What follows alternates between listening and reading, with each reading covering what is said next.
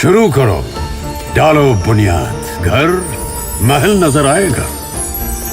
Wonder लाइए, wonder अपनाइए, फर्क नजर आएगा। वंडर सीमेंट, फर्क नजर आएगा। नमस्कार, मैं हूं रविंद्र जैन और आप देखना शुरू कर चुके हैं सबकी खबर। आज मध्य प्रदेश की राजनीति में एक नया इतिहास बना है और ये इतिहास केवल डॉक्टर मोहन यादव ही बना सकते थे, कोई दूसरा नहीं। आज मध्य प्रदेश के मुख्यमंत्री मोहन यादव ने मध्य प्रदेश विधानसभा में एक प्रश्न के जवाब में जो उत्तर दिया है, जो जवाब दिया है, वो इतिहास बन गया है। और जवाब ये है कि सत्तारूढ़ पार्टी के विधायक, मध्य प्रदेश के अरबपति विधायक संजय पाठक के परिवार की कंपनियों पर अवैध और एक्सिस माइनिंग को लेकर लगभग 500 करोड़ रुपए का जुर्माना लगाया गया है, दंड लगाया गया है। और ये केवल 500 करोड़ रुपए, 500 करीब 443 करोड़ रुपए मूलधन है, मूल राशि है, ये फाइन है। अब इस पर जीएसटी भी लगाया जाएगा, बैंक ब्याज भी लगाया जाएगा।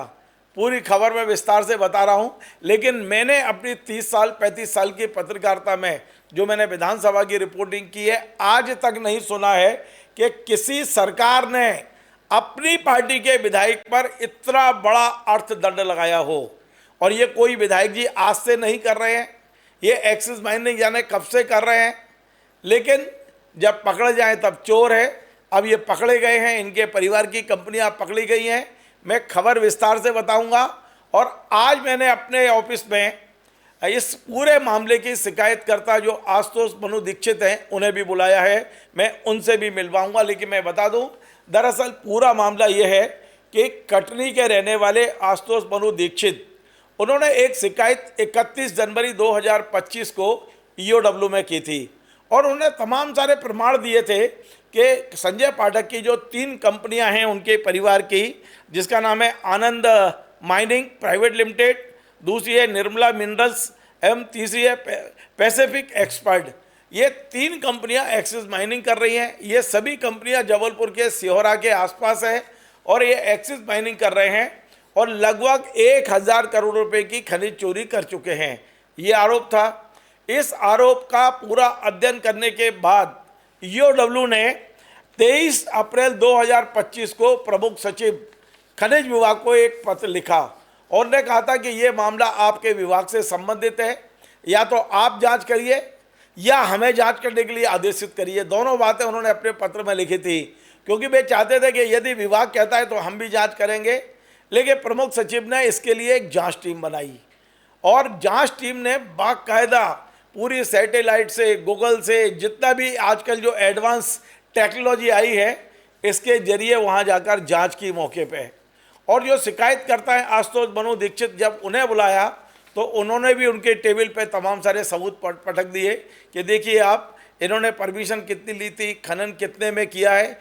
जब सारे सबूत आ गए तो 6 जून को, आप सोचिए, 31 जनवरी को ये शिकायत कॉपी आई है ईओडब्ल्यू में, अप्रैल में ईओडब्ल्यू ने भेजी, मई में शिकायतकर्ता के बयान हुए हैं खनिज विभाग में, और जून में ये पूरी की पूरी रिपोर्ट आ गई है। और मुख्यमंत्री जी ने आज विधानसभा में जो कहा है, उनने बताया है कि 443 करोड़ 4,86,890 रुपये ये इन पर फाइन लगाया गया है। और इस अमाउंट पर अभी जीएसटी लगना है और ब्याज की राशि, ये वसूली की कार्रवाई के लिए मध्य प्रदेश सरकार ने पूरी फाइल जबलपुर कलेक्टर को भेज दी है। हमने कुछ दिन पहले जबलपुर कलेक्टर से पूछा था तो उन्होंने इस बात को कंफर्म किया था कि फाइल उनके पास आ रही है, रास्ते में होगी, आने वाली है, ऐसा उन्होंने बताया था। मुझे लगता है कि अब वो फाइल पहुंच गई होगी और अब संजय पाठक जी के परिवार की कंपनियों से ये वसूली शुरू होगी। क्या प्रक्रिया होगी, इन तमाम सारी चीज़ों पर हम बात करेंगे। आखिर ये शिकायत क्यों की गई, आपके पास प्रमाण कहाँ से आए, हम सीधे आपको जोड़ते हैं आशुतोष मनु दीक्षित जो इस पर शिकायत करता है। और एक बात बता दूं, ये कभी संजय पाठक के खास हुआ करते थे, संजय पाठक को ये बड़ा भाई मानते थे अपना। ये आखिर क्या नौबत आई कि ये खुद शिकायतकर्ता बने। और ये वही आशुतोष मनु दीक्षित हैं जिनकी शिकायत पर सहारा के मामले में भी एफआईआर हुई है। मतलब आप सोचिए कि पिछले 6 महीने 8 महीने में 7-8 महीने में आशुतोष मनु दीक्षित ने जो 2 शिकायतें की हैं, दोनों पर बड़ी और अप्रत्याशित कार्रवाई हुई है और दोनों मामलों में कटघरे में दिखाई दे रहे हैं। ये जो विजय राघवगढ़, कटनी जिले के विजय राघवगढ़ के विधायक हैं, जो इन्हीं तमाम सारी चीज़ों के कारण कांग्रेस छोड़ के बीजेपी में गए थे, आज बीजेपी में लगता है कि संकट कुछ जरूरत से ज़्यादा अब उनके ऊपर दिखाई दे रहा है। चलिए मैं आपको जोड़ता हूं आशुतोष मनु दीक्षित, जो कटनी के रहने वाले हैं। आखिर उन्होंने ये शिकायत क्यों की? आशुतोष जी, आपका स्वागत है। पहले मैं आपको बधाई दूंगा कि आपने पिछले 8 महीने पहले या 7 महीने पहले लगभग आपने इस मुहिम को शुरू किया और आपने 2 शिकायतें की।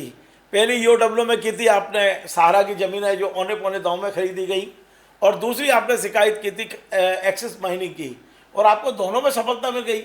लोग बरसों लगे रहते हैं, शिकायत पर कार्रवाई नहीं होती और आपके दोनों पर कार्रवाई हुई है। क्या कहेंगे, ये शिकायत आपको क्यों करनी पड़ी और जो सफलता मिली है इस बारे में क्या सोचते हैं आप? सर, शिकायत क्यों करना पड़ी, इसका रीज़न, इसके बहुत सारे रीज़न हैं, लेकिन रीज़न की शुरुआत में मैं ये बताऊंगा कि हम सब लोग जिस व्यवस्था से आते हैं, एक सनातनी धर्म और हिंदू धर्म की व्यवस्था है, उसमें चींटी को भी कष्ट न दिया जाए, बचपन से हमको सिखाया जाता है। बचपन में जब हम लोग छोटे थे तो खेल में कभी कभार चींटी को परेशान करते थे या चींटियों के समूह को, तो हमारे मम्मी पापा या दादा दादी हमको डांटते थे कि ये नहीं करना है। तो इतना बड़ा कोई स्टेप किसी के खिलाफ जब उठाता है तो उसके पीछे निश्चित बहुत बड़े कारण रहते हैं। संजय पाठक जी को अपने संसाधन का, अपनी कथित सत्ता का इतना ज़्यादा घमंड हो चुका था कि पिछले 5-7 सालों में कटनी में कम से कम 150-200 लोग हैं जो बहुत बुरी तरीके से इनके द्वारा प्रताड़ित हुए। उसमें 2-5% मैं भी हो सकता हूँ, कोई ऐसा नहीं है कि सिर्फ दूसरों की लड़ाई, इसमें मेरा कोई लेना देना नहीं था। उसमें उनकी जो प्रताड़ना का चक्रव्यूह था उसमें मैं भी था, मेरा परिवार भी था। तो ये देख देख के बहुत घुटन हो रही थी और अपने अस्तित्व पे कभी कभी सवाल उठता था कि आखिर किसी व्यक्ति के पास सत्ता है और चोरी किया हुआ धन है तो क्या कोई व्यक्ति इतना हावी हो जाएगा सारे 15 लाख आबादी कटनी ज़िले की उसके ऊपर, और हम अपनी पीढ़ियों के लिए क्या ये गुलामी की व्यवस्था छोड़ के जाएंगे कि पहले की पीढ़ी ने इनकी गुलामी की, फिर हमारी पीढ़ी इनकी गुलामी करे, फिर हमारे बाद की पीढ़ी इनकी गुलामी करे। तो बस इन सब के खिलाफ एक दिन मन हो गया। कुछ ऐसी घटनाएं लगातार चल रही थी जिनको लेकर मन व्यथित था।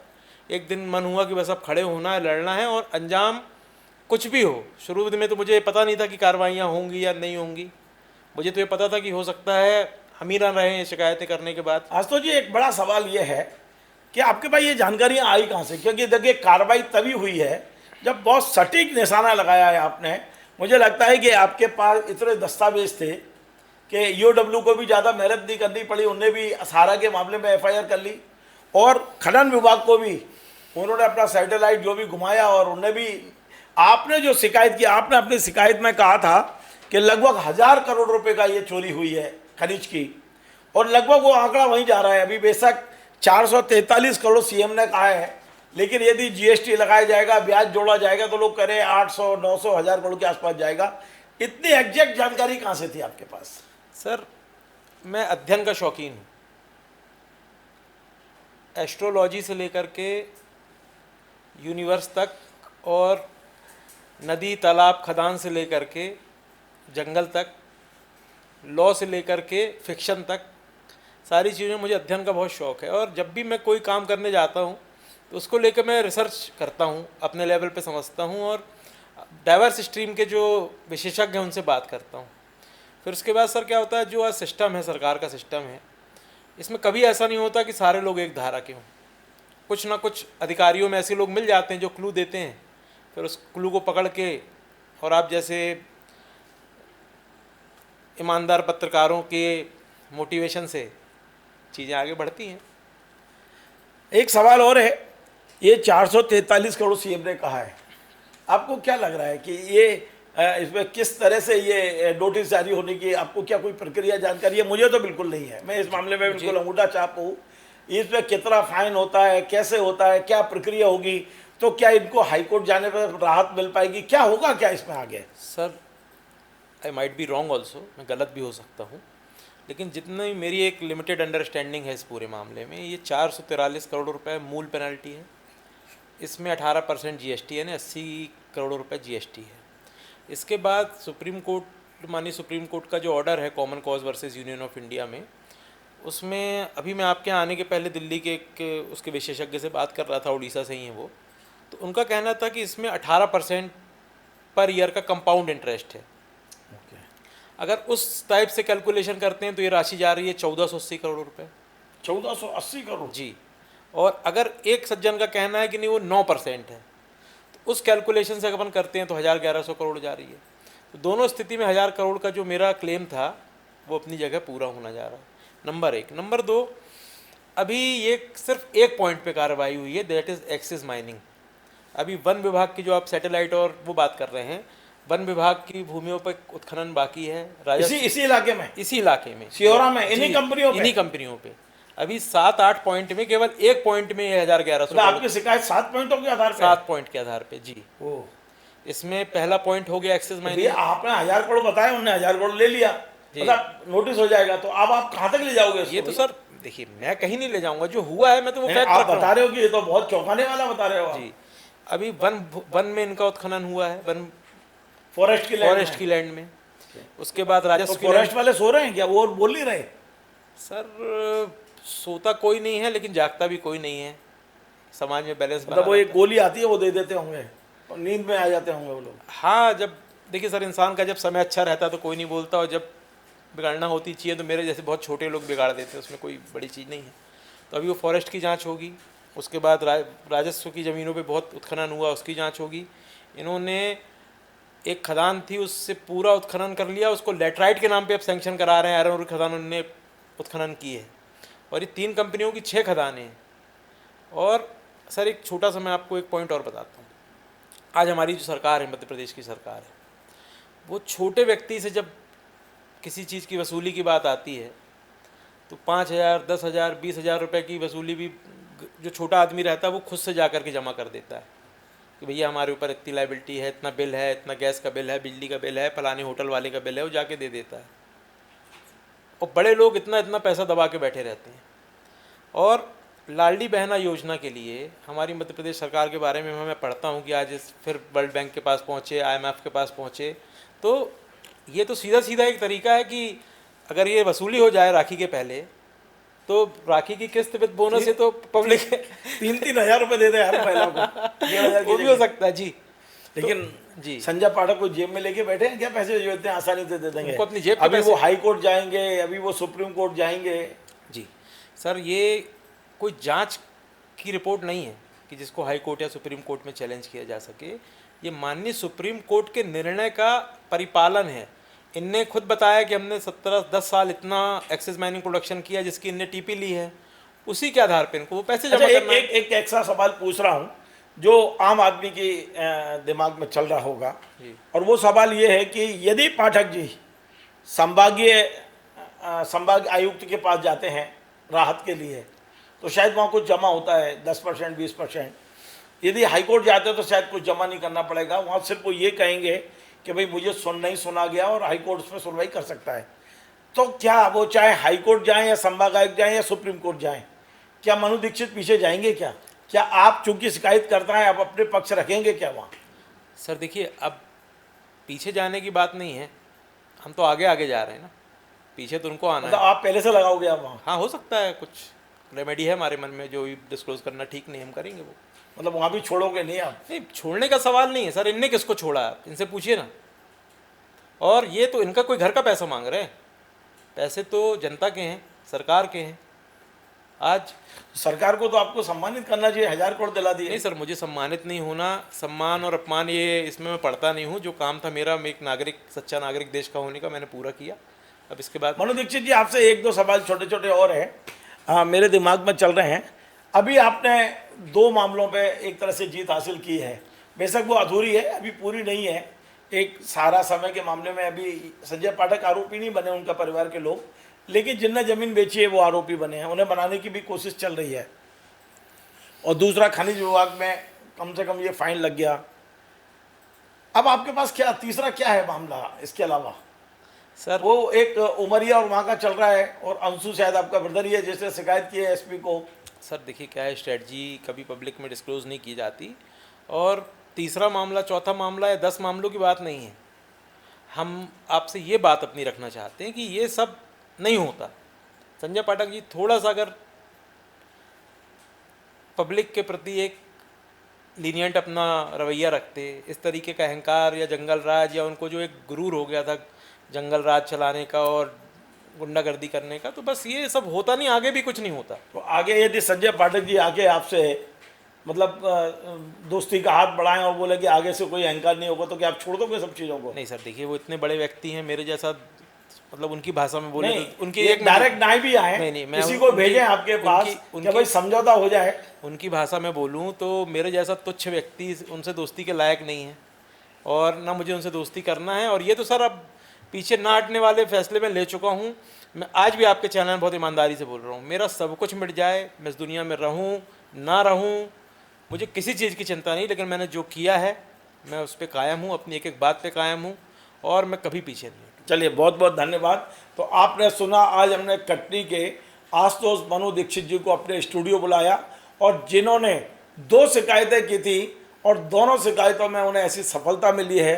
दोनों शिकायतों पे निशाने पर संजय पाठक, उनके परिवार की कंपनियां हैं।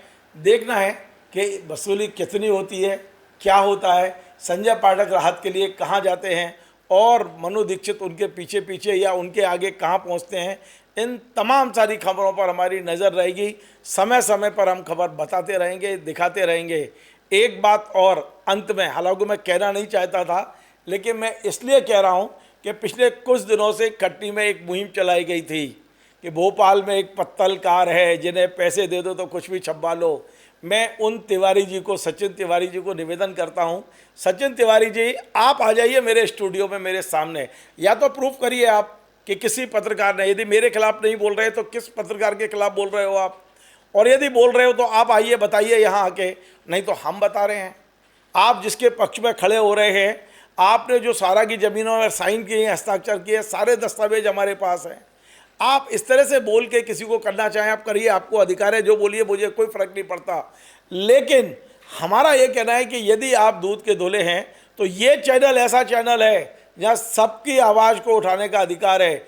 आप आइए, मैं वायदा कर रहा हूँ, संजय पाठक जी को निवेदन कर चुका कई बार, आज मैं सचिन तिवारी से भी निवेदन कर रहा हूँ, या और कोई ऐसा जो ये समझते हैं कि हमने खबरें गलत चलाई हैं, तो उनसे मैं कहता हूँ कि आप आइए हमारे चैनल पर बैठिए, एक शब्द भी हम आपका नहीं काटेंगे। यदि हम गलत हैं तो आप बोलिए हमारे खिलाफ, हम वो भी दिखाने को तैयार है, लेकिन जवाब तो देना पड़ेगा। ये मुख्यमंत्री जी ने किया है।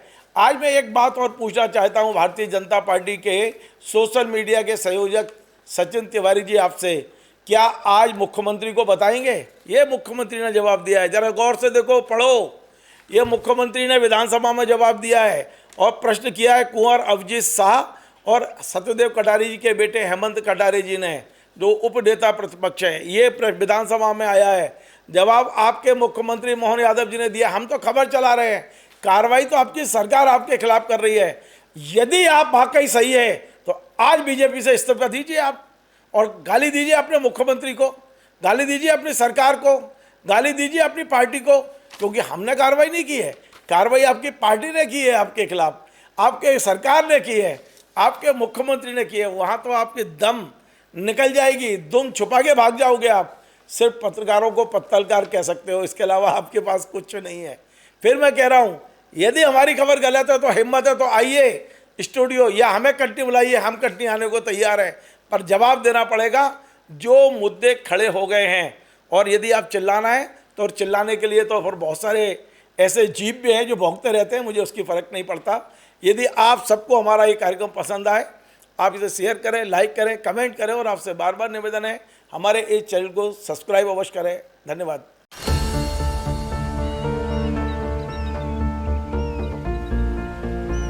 जो बनकर मेरा हमसफर आएगा, सिर्फ उसी को फर्क नजर आएगा। शुरू करो, डालो बुनियाद, घर महल नजर आएगा। वंडर लाइए, वंडर अपनाइए, फर्क नजर आएगा। वंडर सीमेंट, फर्क नजर आएगा।